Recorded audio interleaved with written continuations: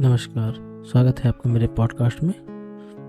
आज हम बातें करने वाले हैं कि हमें पढ़ाई क्यों करना चाहिए। बेसिकली होता क्या है कि जब हम अपना कॉलेज ख़त्म कर चुके होते हैं और पढ़ाई हमारी बंद हो चुकी होती है, लेकिन कहीं ना कहीं कहा जाए तो पढ़ाई की शुरुआत ठीक वहीं से चालू होती है। क्यों? क्योंकि अब हमें पेपर नहीं देने होते, हमें किसी को कोई इस चीज़ का कोई सर्टिफिकेशन करके नहीं देना होता कि हम इस चीज़ में पास हुए हैं कि नहीं हुए हैं। हमको ये जस्टिफाई नहीं करना पड़ता कि हमने सीखा है या नहीं सीखा है। लेकिन हाँ, अब जो हम पढ़ते हैं वो हमारे जहन में कहीं ना कहीं स्कूल और कॉलेज की पढ़ाई से ज़्यादा जाने वाला है। हम अपने मन की चीज़ें पढ़ते हैं, अपने पसंद की चीज़ें पढ़ते हैं, और होता क्या है ना कि हम अब वो चीज़ें पढ़ने वाले हैं जो शायद हम नहीं पढ़ पा रहे थे उस एजुकेशन सिस्टम या इंस्टीट्यूशनल के टाइम पे, कि कहीं ना कहीं हम केवल वो किताबें पढ़ रहे थे जो हमारे एक तरह से आधारभूत ज्ञान को या बेस को मजबूत कर रही थी। हकीकत ये है कि जब हम कॉलेज छोड़ते हैं उसके बाद हम अपने बहुत से ऐसे राइटर जिन्होंने 30 साल, 40 साल, 50 साल अपने एक्सपीरियंस को गैदर किया और उसको एक 200 पन्ने की किताब में ढाल दिया, और हम उसे पढ़ने के बाद इतना बढ़िया उसके बारे में नॉलेज एडमायर करते हैं। क्यों? क्योंकि हमारा बेस तो मजबूत हो चुका है। तो अब क्या हो रहा है, हम अपने आप को और ज़्यादा नॉलेजेबल बना रहे हैं, अपने पसंदीदा बुक्स को पढ़ रहे हैं या नहीं भी पढ़ रहे हैं, लेकिन हम उसके बारे में या जान रहे हैं या उसको पढ़ रहे हैं तो हमको उसके बारे में नॉलेज आ रही है। तो इसी बात को लेकर के मैं ऐसा कहना चाहूँगा कि अगर आप कॉलेज पास कर चुके हैं, जॉब करते हैं, तो नॉर्मल ही सबको पढ़ने का इंटरेस्ट तो होता है, लेकिन जिन्हें नहीं है उनके लिए मैं खासकर बोलूँगा कि आप कोई भी बुक उठा लें, 15 मिनट सोने के पहले पढ़ें ज़रूर। इससे आपकी तार्किक क्षमताएं बढ़ जाती हैं, बात करने की, समझने की, सोचने की।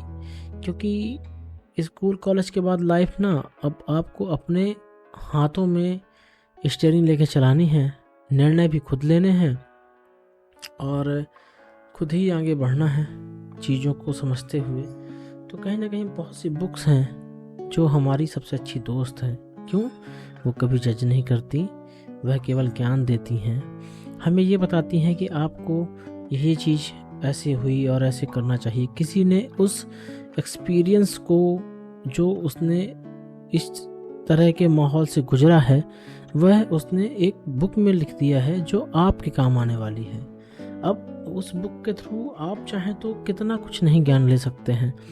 अभी चाहे आप धार्मिक पुस्तकें पढ़ना पसंद करते हों या आप कहानियाँ किस्से पढ़ना चाहते हों, किसी राइटर की लिखी हुई पोएट्री पढ़ना चाहते हों या किसी के लिखे हुए शेर हैं, शायरियाँ हैं, तो आपको यहाँ पे कोई एग्ज़ाम नहीं देना है।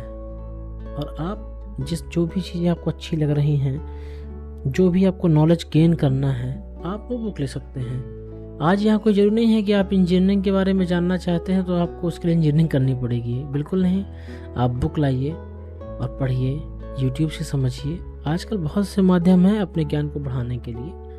तो किताबें जो है ना हमारी सच्ची दोस्त बनती हैं। साथ में पढ़ने से हम दूसरों के एक्सपीरियंस को, दूसरों के उस 30 साल, 40 साल की जर्नी को हम एक्सपीरियंस कर पाते हैं और एनालिसिस कर पाते हैं अपने लिए कि आखिर हमें क्या करना है, कैसे करना है, या कैसे अगर ऐसी सिचुएशन आ जाती है तो हम कैसे करेंगे।